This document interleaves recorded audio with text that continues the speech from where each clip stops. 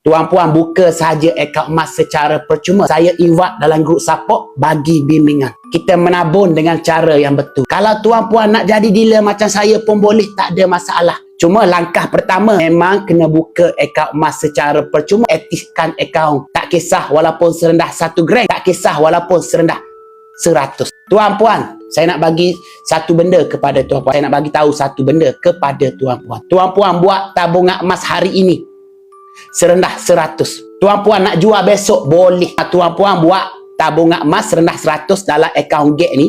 Dalam akaun GET kan. Besok nak jual boleh, tak ada masalah. Duit akan masuk dalam akaun tuan-puan sendiri. Sebab tu menabung dalam akaun GET ni sangat-sangat bagus, sangat-sangat fleksibel.